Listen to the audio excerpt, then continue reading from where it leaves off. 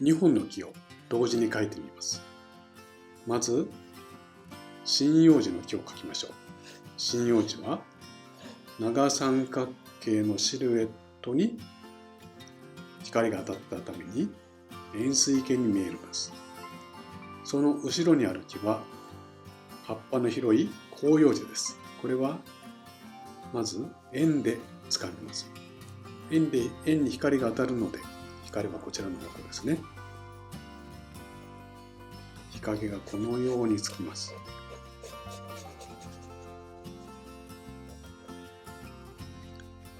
円錐形はこちらにこのような日陰ですね。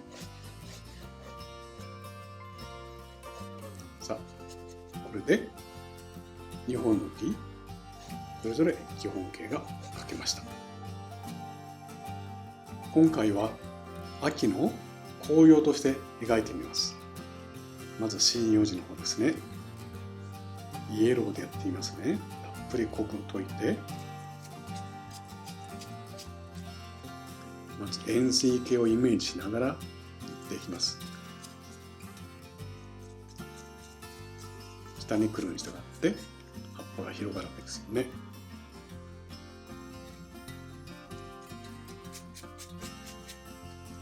どしどし塗っていきましょう。絵の具を濃いめにして発色浴です。鮮やかに紅葉してるなという色です。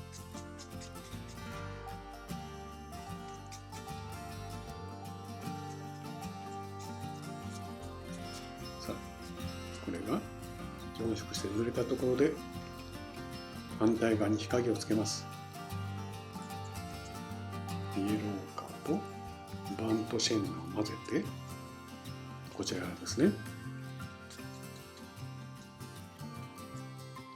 でも葉っぱがところどこあったりなかったりするので、このように正面から見たときは中間が何段かの暗い調子の重なりとなって見えます。端の方はドライブラシですね。こちらの葉っぱの下もちょっとドライブラシでしょうか。少しですね。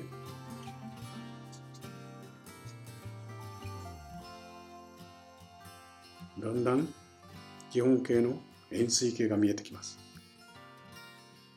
日陰のあたりには今の色にウルトラマリンを加えて作ります。あくまでも黄色い色素の暗くて冷たい色です。そうですね。日陰の面は単純化ですので中は潰すようになります。日向と日陰の境目はこのくらいでしょうか。加えて立体にしていきます。こうですね。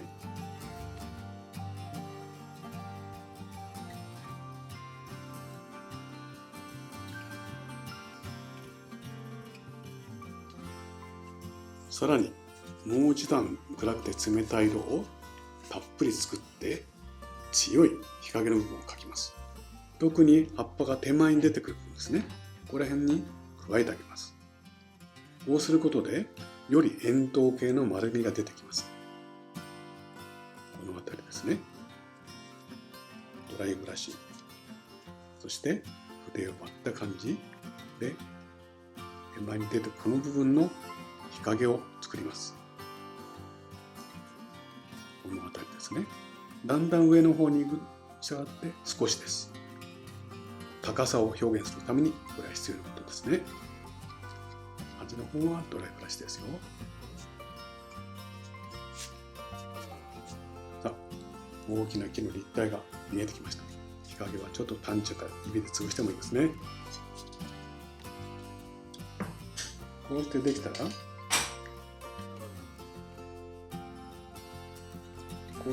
ら、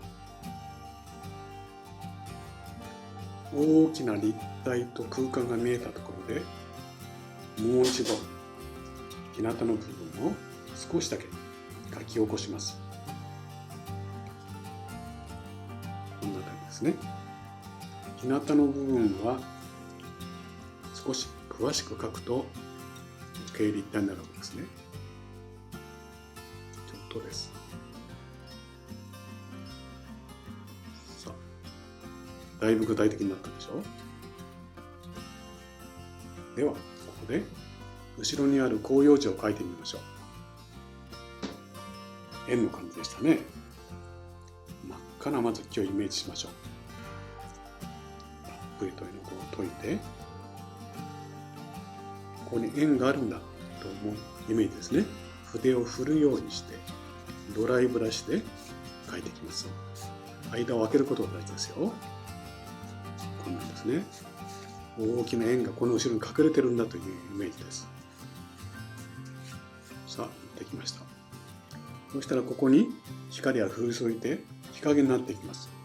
日陰はこんなウルトラマリンとクリムソン冷気を加えた暗くて冷たい赤ですね。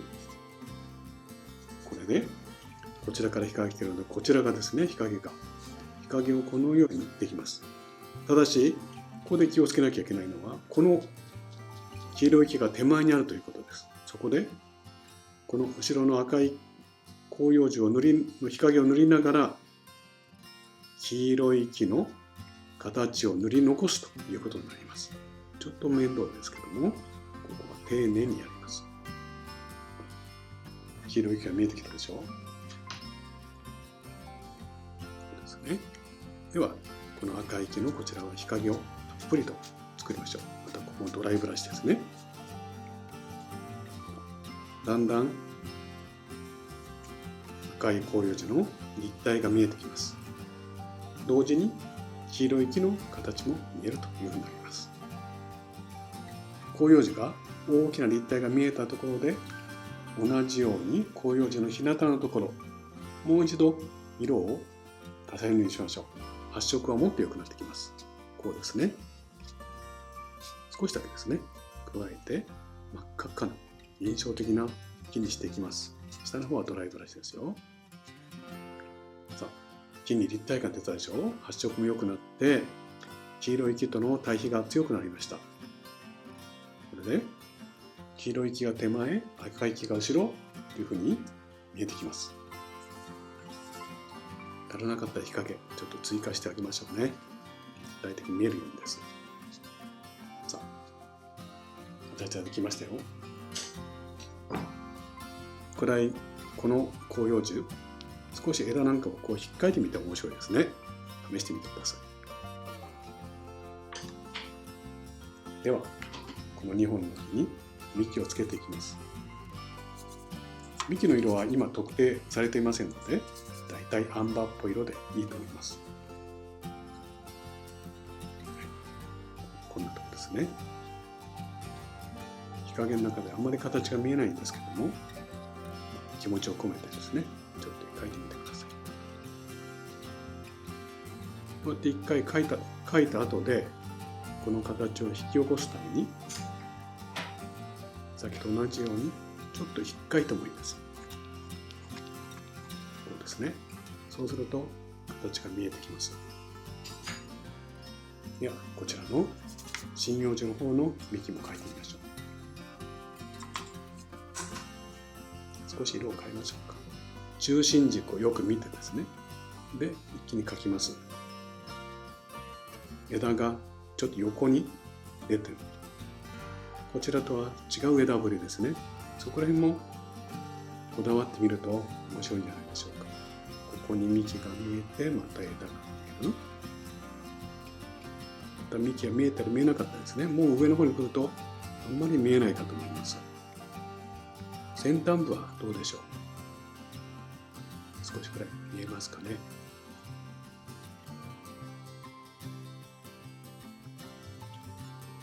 こちらも少し幹のところ引っかいてもいいですね。こうしても面白いと思います。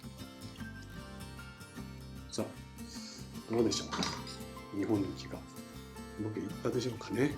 ドライブラシでちょっと葉っぱをね、加えて広がりをつけて、これで出来上がりです。今回は2本の紅葉した木を描いてみました。